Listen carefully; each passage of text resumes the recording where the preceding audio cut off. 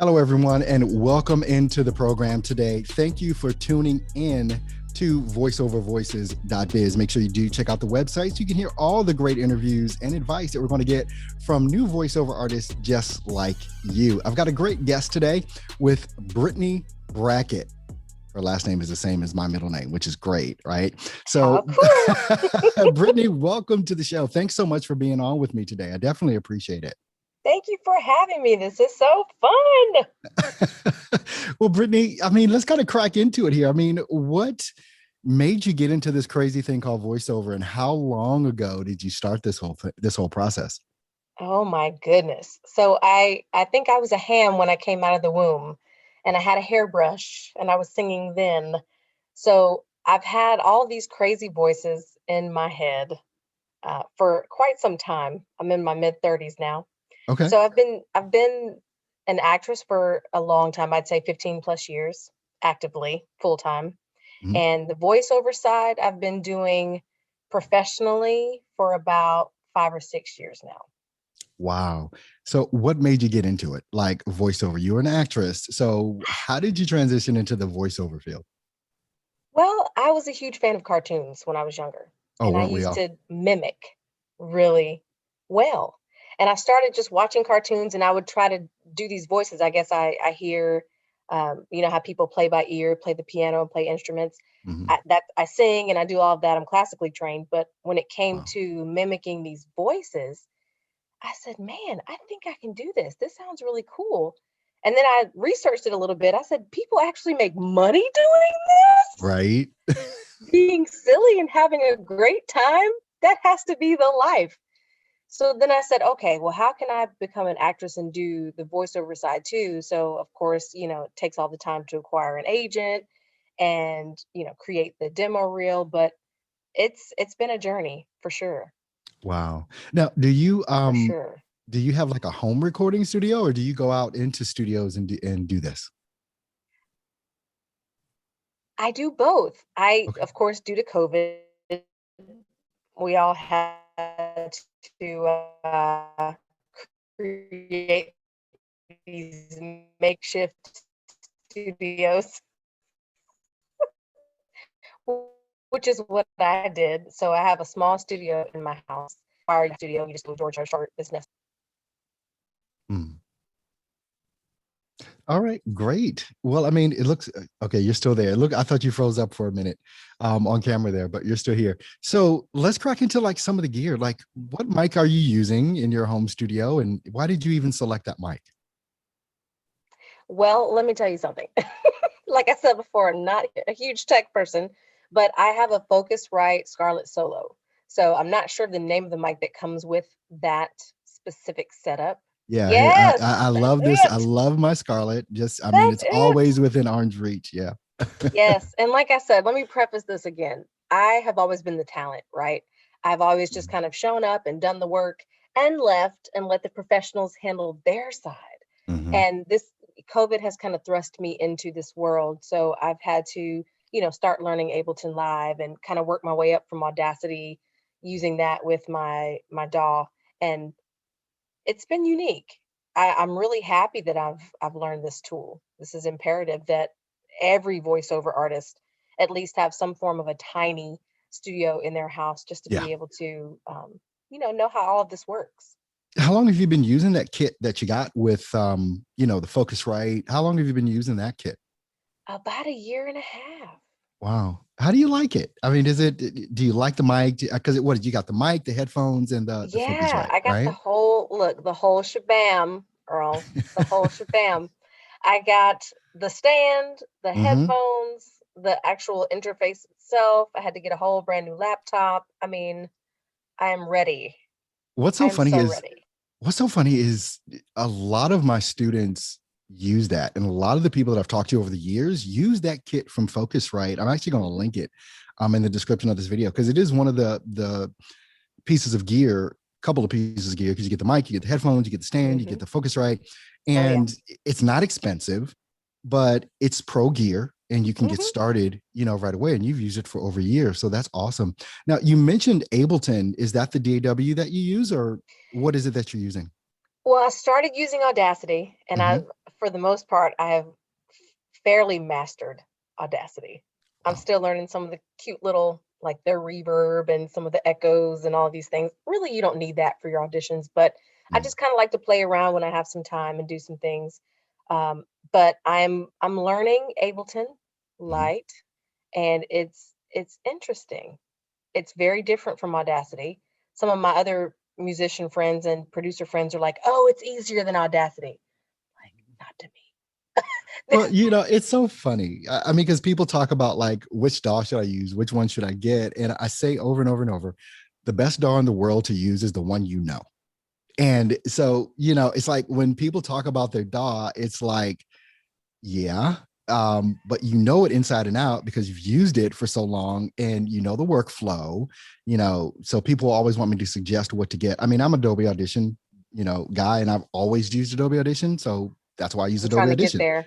because I've I'm trying to always work my used it, way up to that. Mm, but it's like if you understand your DAW, and let's just be mhm, honest, I mean, with what it is that you do, and mhm. most voice actors do, you just need to know the simplest stuff about it. There's only a couple things you need to really know about, noise reduction, compression, normalization, EQ. There's not a lot to Oh learn. yeah, And once you just master those three things, it's like there's not a lot to do. I mean, it becomes super simple, to right. kind of And get you're in just there. click, click, click, click, boom, boom, boom, Exactly. boom, boom, boom, boom. Hmm. It's a lot Exactly. easier now. In the beginning, I was like, what? The what? What? What am I doing? I mean, I was just sort of overwhelmed because, like I said, you're so used to and sort of spoiled with just being the talent and Mhm. walking in and just like being a one take wonder, two take wonder. And you're like, see you guys later. It's not like that. Not at all. I And I'm mean, super critical. I'm a Virgo, so I am super oh critical my of gosh, myself, a Earl. Virgo. Okay. I'm a Libra, so I'm more So laid back.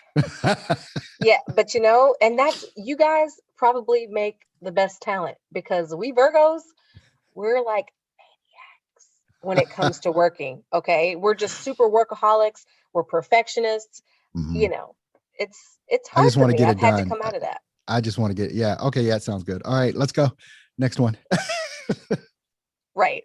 Right. Someone make me stop, please. Oh my goodness. Please. And it can be that way. I mean, a lot of VOs, you know, um, suffer from things like analysis paralysis or whatever. It's like, and the perfectionist thing. Sometimes I can be a little bit of a perfectionist depending on what it is that I'm doing and how serious I'm taking it. Hmm. But my whole thing has been since the beginning, done is better than perfect. That has been like my mantra for years. Hmm. Done is better than perfect, That's but good. anyway, some I'm people gonna will look. lose them. I'm gonna take some notes on that, Earl. Done is better than perfect. Yeah. If Yeah. only I knew that 5 years ago. I could be like there by now.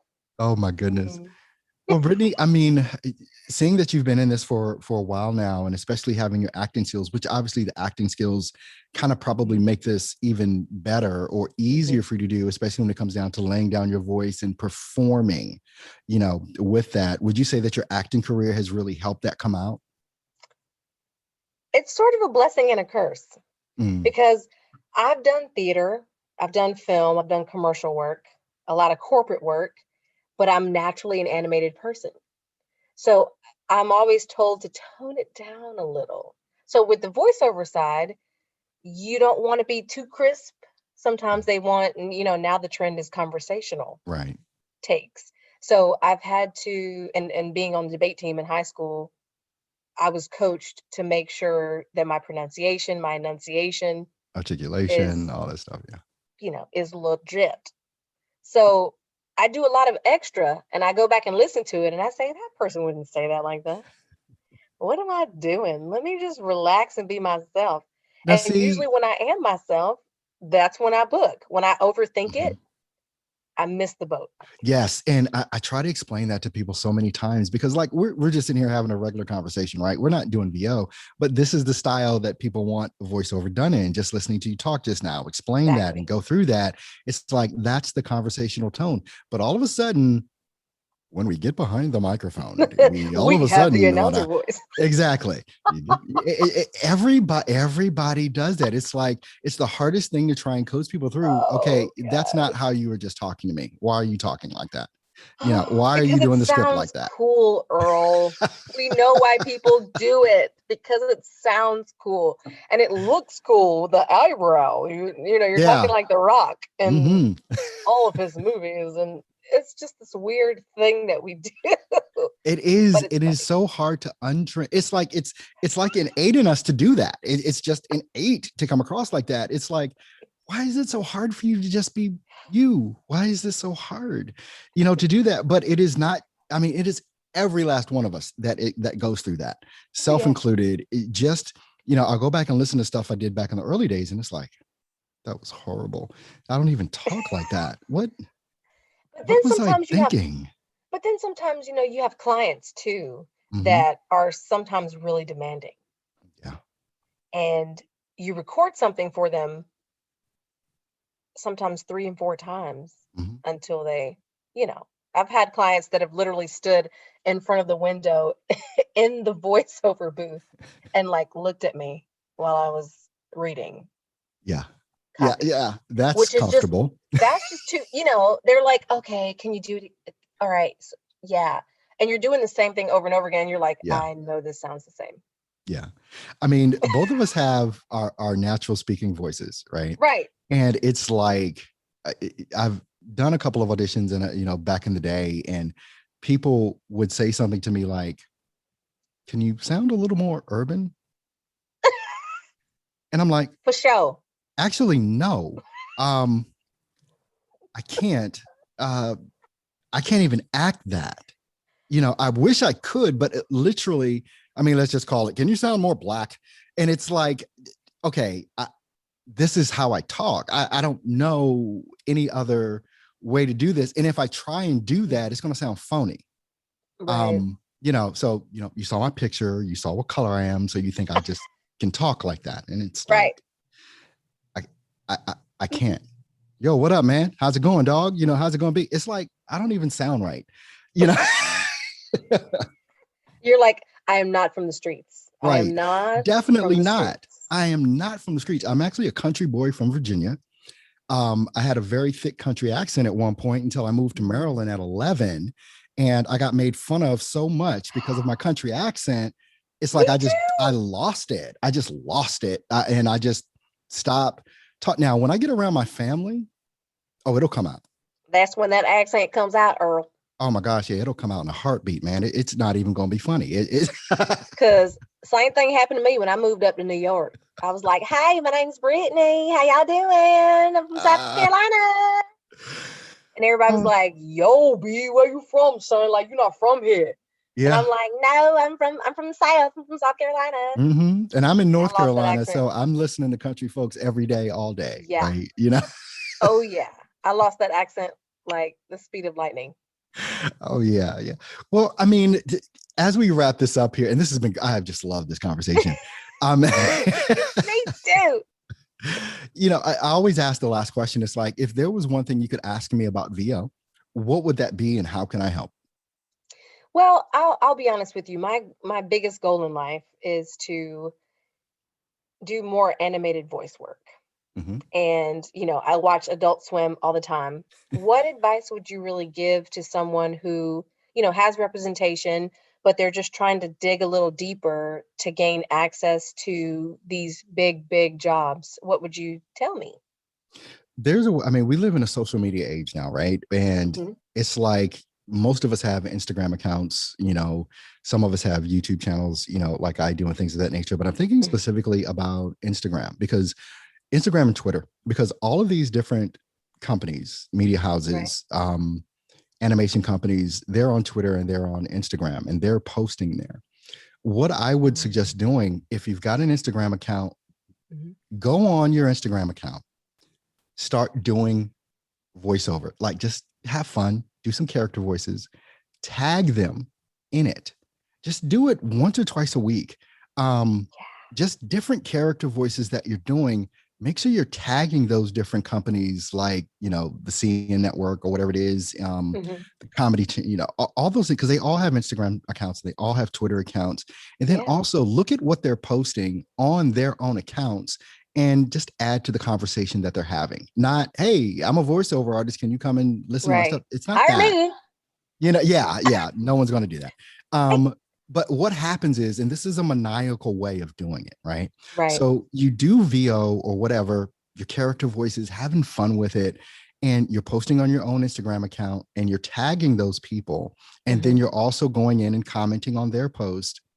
What do we do when we see someone has commented on our post?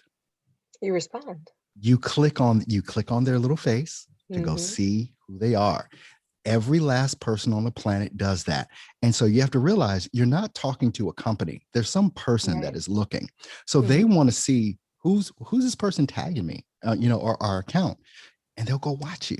They'll go see. And that's the maniacal way of, and you'll put in their mind, I may want to come back to this person for something. Or, Right. you know what? We've got a job coming up, a Hmm. whole new series, and we need a voice just like this. Right. And it's like, that's how it happens in social media, in the social media world that we live in. Because Yeah. anytime you you can email people and all of that, but doing things like this, or even hopping it onto their channels, commenting, or even hopping Hmm. into the DM, sending them a DM or whatever, but mostly tagging these people, this is what's going to Right. get you noticed. And this is the thing that voiceover artists don't do enough of.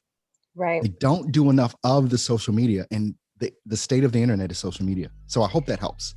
It does help me tremendously. I also took Peter Baker's class Oh, online that he offered on marketing. mhm. So I learned a few things from that. Um, but that was extremely awesome advice. Oh, well, I thank you will so do that much. more often. Awesome, Not like awesome. creepy stalker often, No, but no. more often. Oh my goodness, Oh Brittney, my this has gosh. been so much fun. I mean, thank you for taking the time out to be with me here on a Saturday morning, early. Absolutely. So, but yeah, thanks so much. And I just want to tell everyone, thank you for watching with us today on voiceovervoices.biz. Make sure you check out the link for the website. Just go to the website. You can see all the great interviews that I do. I've got 3 more interviews to do just like this today. I do about 4 or 5 every Saturday. So you're going to see the playlist on my YouTube channel just continue to build. Make sure you visit the website voiceovervoices.biz and book your interview so we can have a talk and chat it up just like Brittney and I just did. So thanks again, Brittney, for being here. I appreciate it. Thanks for having me, Earl. All right.